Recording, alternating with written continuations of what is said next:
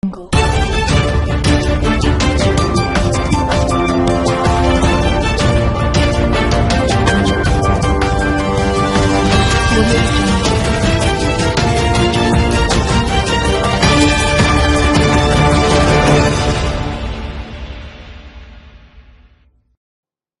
do you think publications in the gold journals, the online gold journal, do you think that qualifies as a resume item? I absolutely do. Absolutely.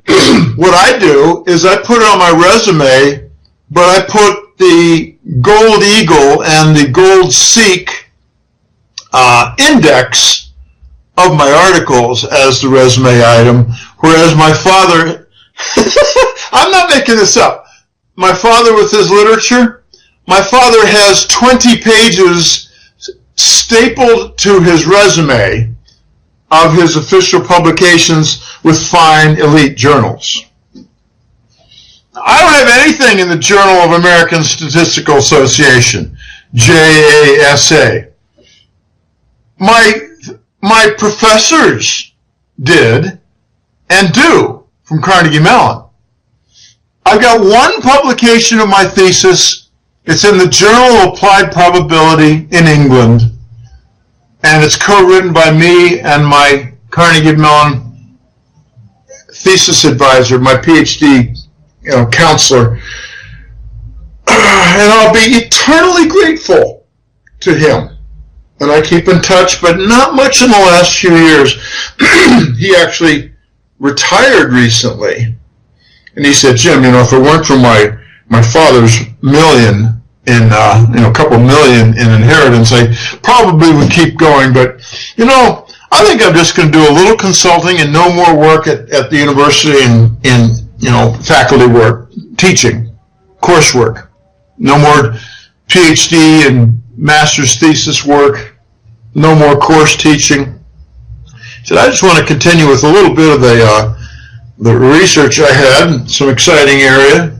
He was trying to model the human brain from a stochastic process state function transition framework. Very interesting. I thought, oh my gosh, that sounds like a very difficult task. And he said, well, I got lots of data. I said, I think you probably got more data than you got models that have been proven to be correct and predictive. He said, well, you got that right, Jim. But, I could have been a university professor like my dad. My dad's in the who's who. And he's not real proud of me for my work because he calls me unpatriotic, Dave. We're getting, kind of personal here, but this is real.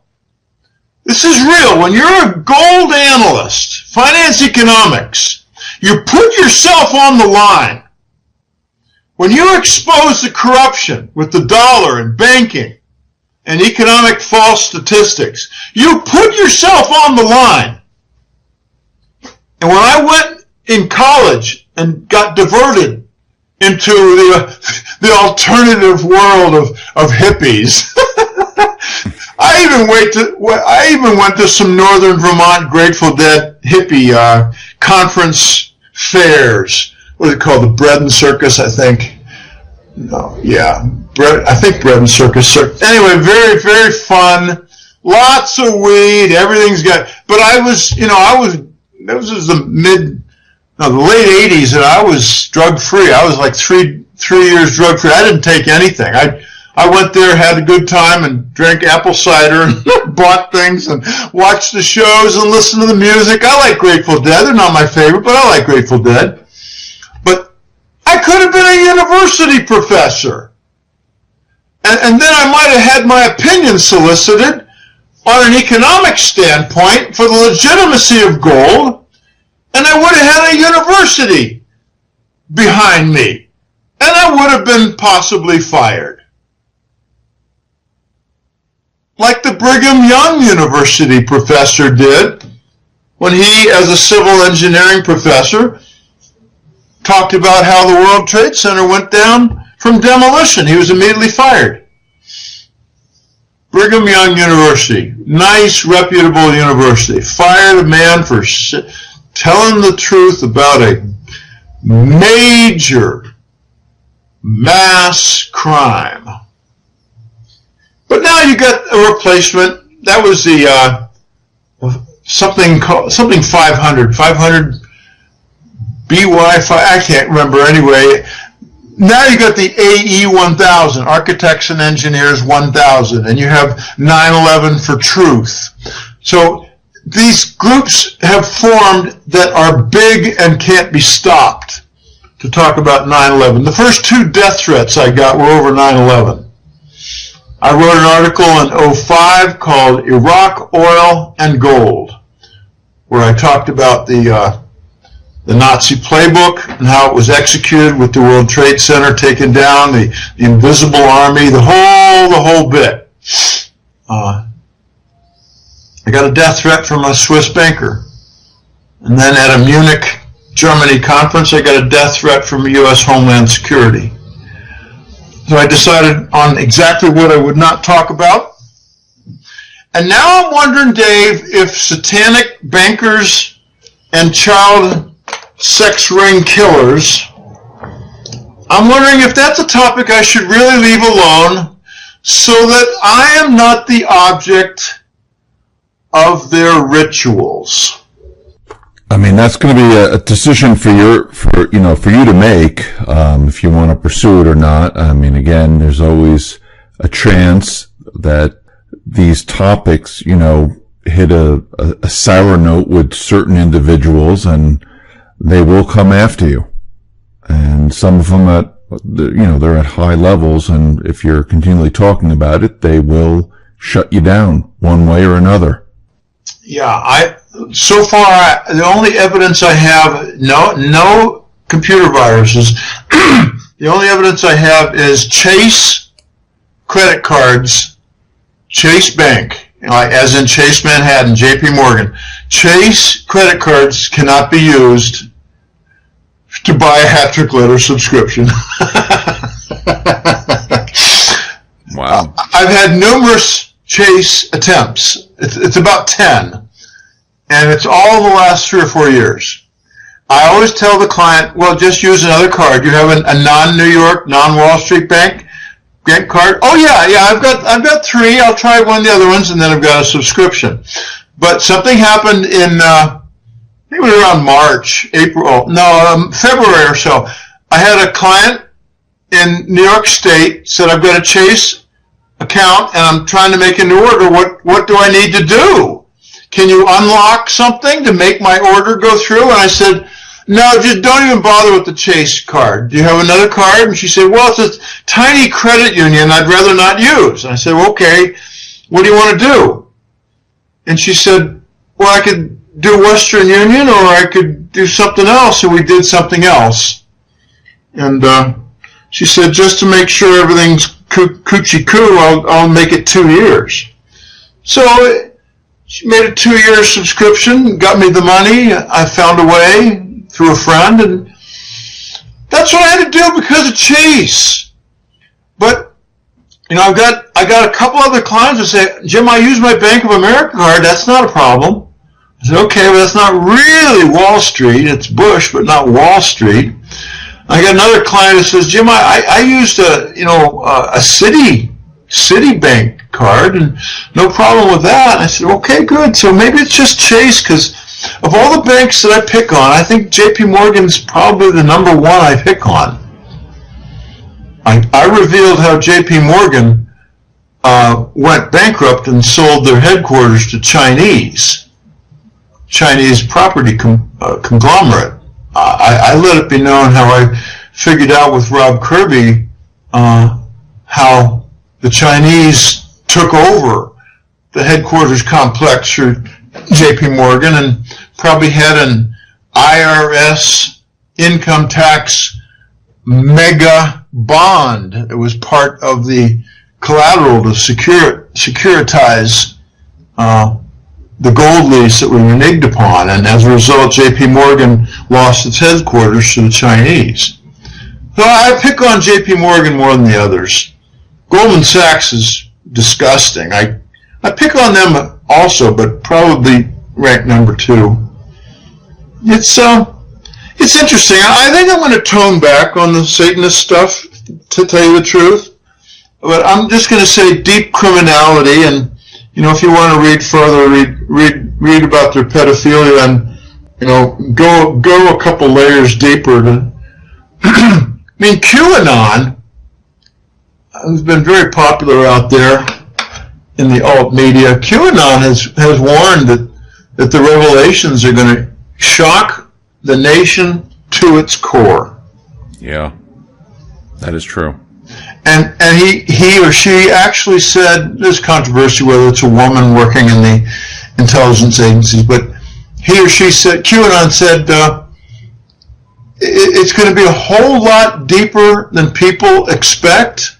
It's a whole lot deeper than simple child molestation, as I said, and it's going to involve a lot bigger cross-section of our leadership.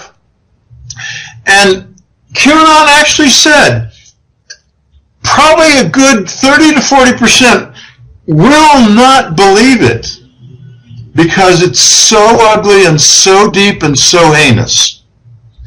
I think Hugh Hefner of Playboy was killed by these people.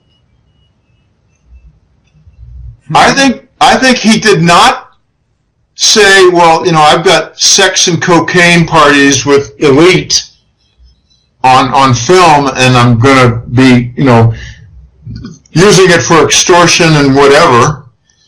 Now, I don't think that's what Hefner did. I think Hefner just let it be known that he had a library. And they killed him to take control of the library through the lawyers. If you want a massive crime scene to take advantage of, you got to kill somebody.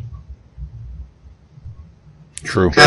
And from what I've heard, Hefner had at least 20 very powerful people on film. I mean, like, in the sex act, maybe with minors, with booze and drugs, and lots of exposure. So he had to go. And, the BS story is heart failure. He was old. He was in his 80s. Well, yeah, fine. My dad's 98. When he was in his 80s, he didn't croak. My dad's 98. Well, it's fantastic, but if you ask him, he'd say, well, Jim, it takes me 5 minutes to get out of a chair, so it's not so fantastic. Want to tell people how to get in touch with your newsletter and how to access your site and stuff? Yeah, let's just keep it brief. I don't want to go on about final elements. It's www.goldenjackass.com. Started in April of 2004. I'm looking at month number 170 that was just finished in May. We're now in month 171.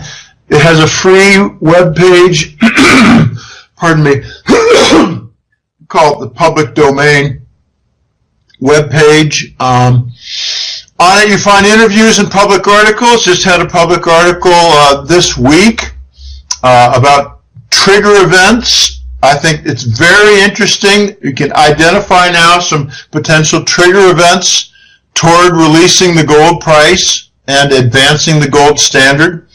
It involves, Deutsche Bank and Italy as primary events as a trigger.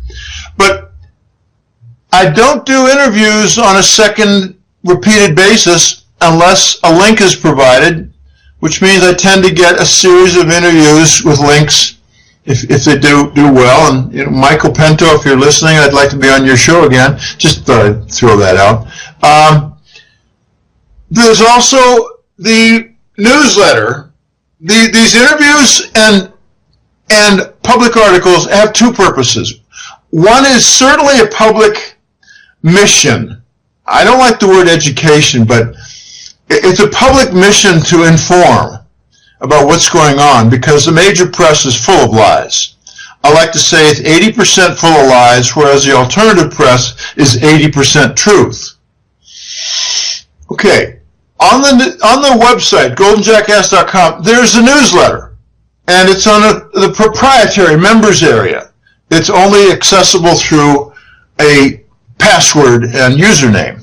So sign up for the newsletter, bounce around, pick up some speed and sign up for the newsletter. I like to mention my 3 favorite compliments, because now it's 3. I was away from your newsletter for a couple of years, and I got back, and I wish I'd never left.